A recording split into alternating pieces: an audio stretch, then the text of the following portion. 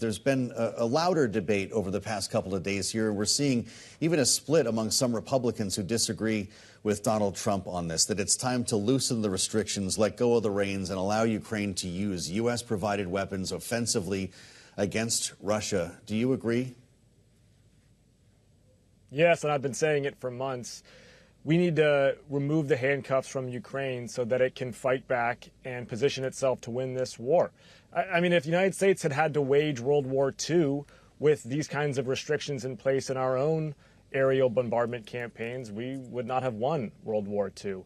Putin is funding his invasion of Ukraine with his oil revenues.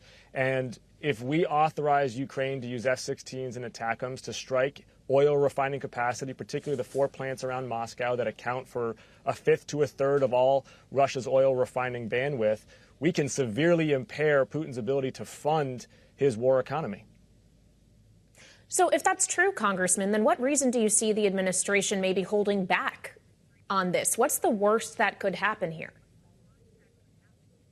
I think there's 2 concerns. The first is escalatory, that Putin might respond by ratcheting up his attacks against potentially NATO countries. I think that's a misplaced concern. Obviously, we have to credibly deter any nuclear threat. But the true risk of escalation is that Vladimir Putin takes Kiev and then looks to Moldova or Lithuania or Poland, which is why the Baltic states, the ones that purportedly have the most to lose from escalation by Russia, are the ones who most want Ukraine to be unleashed to bring this war right to the Kremlin. Number 2, I think the administration is worried about oil prices. But again, I think that's misplaced. If you impair the refining capacity of Russia's economy, they're actually paradoxically more likely to export more crude oil. And pairing that with tighter sanctions for the price cap that have been effective, you actually get this 1-2 punch to Putin's petrostate, where we are disabling their refining capacity that gives them petroleum for their war machine, but also inducing them to export more crude oil and even putting downward pressure on global prices. Congressman, I want to point your attention back to the debate this week between Donald Trump and Kamala Harris. Trump had this to say about ongoing wars around the world as he has tried to paint the Biden administration as one that has encouraged more endless wars. Here's what he said.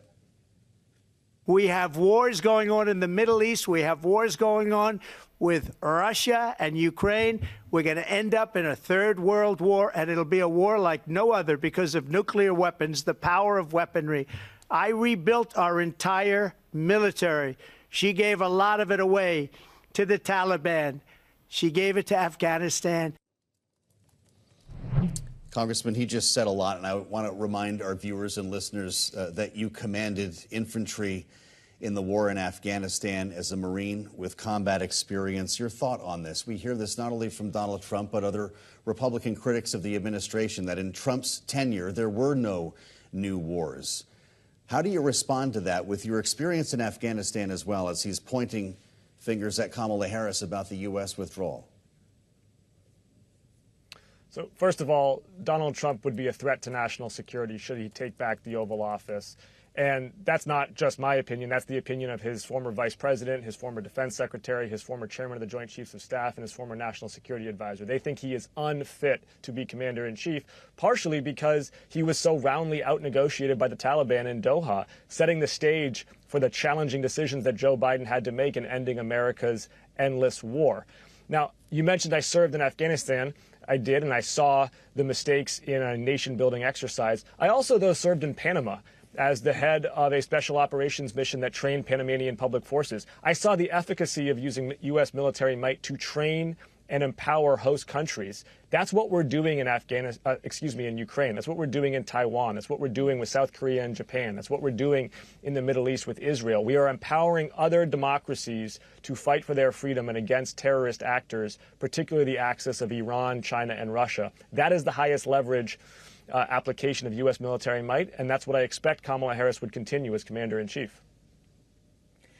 Congressman, in our final moment with you, I would like to focus on one of the adversaries you just mentioned. That's China. The House, where you, of course, sit on the China Select Committee in particular, passed a suite of bills as part of China Week this week with, of course, a government funding deadline just 17 days away. Congressman, I know that being hawkish on China, countering China is an area of bipartisanship on Capitol Hill, but is that really the best use of time right now?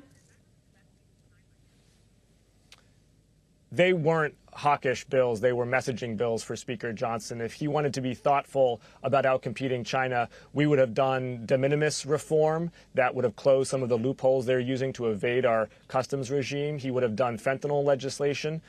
He could have done investments in U.S. science, education, and workforce enterprises so that we have the tools and the people to outcompete China in technology and economics in the 21st century. He did none of those things.